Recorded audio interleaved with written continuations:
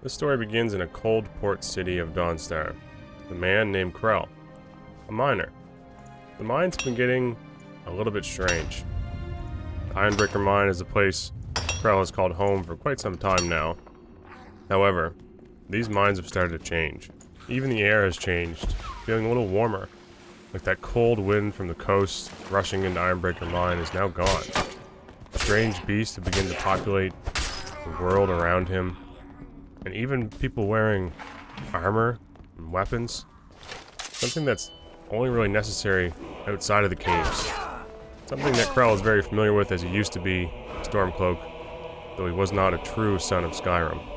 He still supported the cause. And as usual, after each battle, you strip the opponent of all their clothes and leave them naked in the snow. But this was a life that Krell had left behind, one he wasn't really interested in revisiting. He enjoyed his somewhat peaceful life in the mine. My miners are as dumb as rocks are gray. And some people might get offended by these strange insults from your boss. However, there's reason for her to be this frustrated. Even though some of these coworkers put in minimum effort, it is still better than working alongside the lactose-intolerant silver miners. I own the Quicksilver Mine. It's a better life than working in that damned Ironbreaker Mine with all those milk drinkers.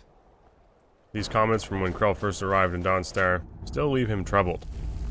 Such disrespect for such a honorable and kingly beverage. But also, his coworkers have a source, and they have not been sharing it with him.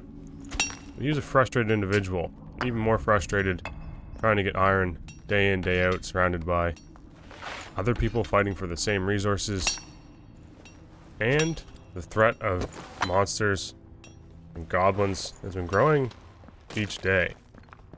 Truthfully, Krell couldn't even figure out what day it was. These long days have left him confused, and normally he never has to draw a weapon in these caves. But now each day, each time he steps foot into this world, he feels threatened, and his life feels like it's in danger. Similar to the days of old, in the Stormcloak vs. Imperial War, which is still raging on around him. This is a world he tried to leave, and yet now he feels more trapped than ever. The difference being, he doesn't really have a choice. He doesn't really quite know what is causing him to be trapped here, or why he's even here at all. And days, weeks, months go by. It's the same thing. Another mine shaft. Some with enemies, some without. But yet, the goal is always the same. He's driven to find ore, and times he finds rare ore that should never be an Ironbreaker mine. He finds it, and collects it, and then must escape with his life. Each time, his life has become increasingly more threatened. He fights off opponents, bandits, whatever they may be, wielding any weapon he can find and use to his advantage. Krell feels very unequipped and not ready for these sorts of engagements that he's being thrust into. Truthfully, Krell can't understand why everyone's so angry and determined to just throw their life into each fight without any fear. This was the type of mentality that the Nords had in the Stormcloak armies, rushing into battles against Imperials. Not something he expected to see when out trying to collect some iron ore, or in this instance, gold ore. But it was here and it was happening, and he needed to be more ready for this. Escaping through these somewhat magical portals left him nowhere. Right back into another familiar mine with familiar workers. Krell hoped to soon find an answer. Quite frankly, didn't know where to look. Eventually, Krell had to defend himself, and he had learned quite quickly to survive this world, it's either kill or be killed. He didn't really care about this defenseless barbarian, it just had to be done. Krell was growing tired of this, but so was everyone else in the mine. Can't sleep well no matter how much drink I put in me. The lack of sleep, constant battles, fending for his life at every step of his mining adventures. Krell knew a well-placed axe to the knee could ruin anyone's progress. This guy, this man, was not stopping.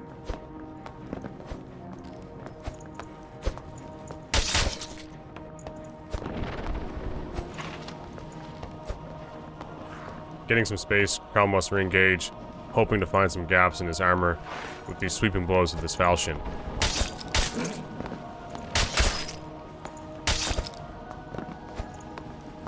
Somehow, some god somewhere was looking down on Krell, as that opponent missed some very, very important swings, which left him alive, and he quickly realized he was one of the fortunate ones.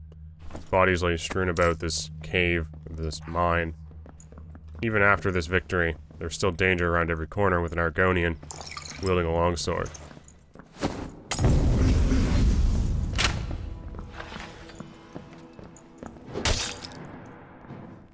That went a little better than the last one. Poor Argonian wizard man really doing whatever he could to escape with a lot of valuables. And Krell started to become somewhat addicted to finding all these treasures.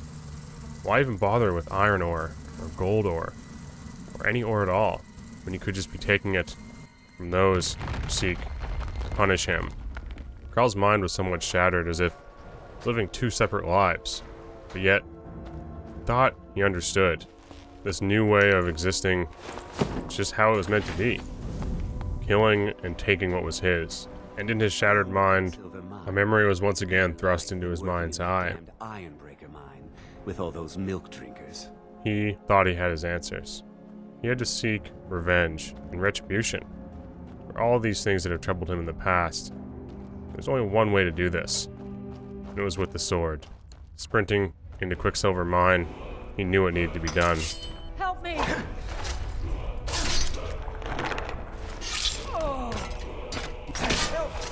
As Krell fought, felt as though he was in two separate worlds fighting simultaneously.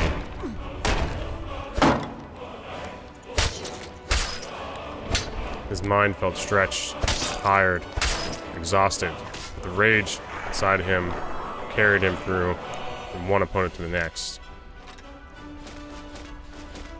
Equipping whatever gear he had, there was still more to be done, as the owner of this mine needed to answer for his crimes.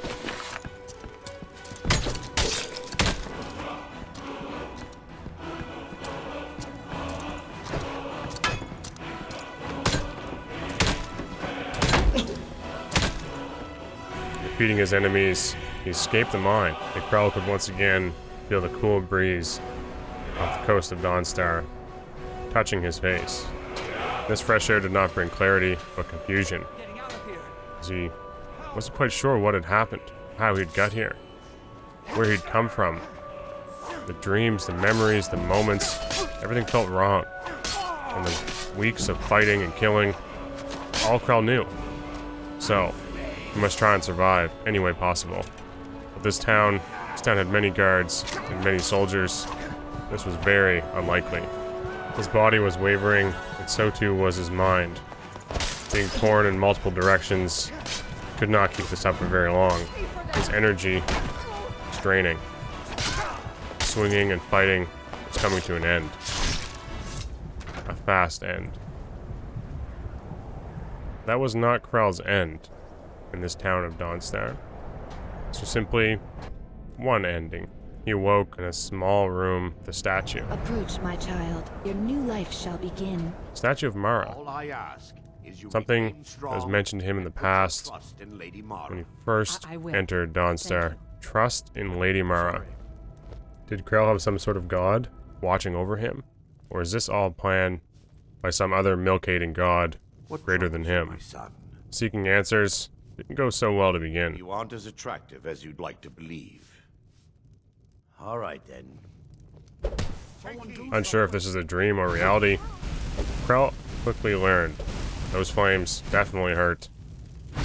I'll let you live. Fighting everything that moved was perhaps no longer the best method of approach. I hope you're not planning to attack me again. The entire town is being plagued by horrible nightmares. They're in serious danger, but I'm afraid there's little I can do about it. The Daedric Lord Vermina's voracious hunger for memories is responsible for these visions. The nightmares are an echo of her presence as she feeds. Could that explain all his past experiences?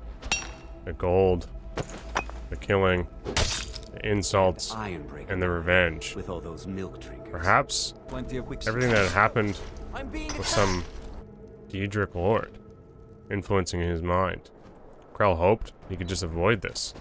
Maybe he could return to a peaceful life, watching over chickens. That wasn't possible. It was not going to be possible as long as this power influenced him. Necromancers began attacking the town and the people he loved.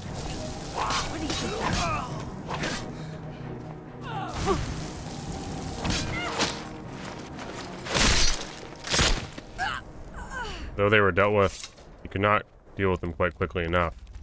And he had seen these before. In the realm he can't quite understand or put a name to. And needs to find out how to get back there. These chicks no longer have a caretaker because of these necromancers. And likely because of what is happening to Krell.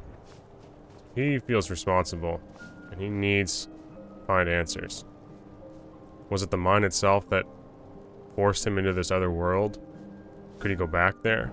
You'll shut your mouth and get back to work, or you won't be a miner or a soldier by the day's end. Hear me? Yes, ma'am. Unlike his other workers, Krell had a mind of his own.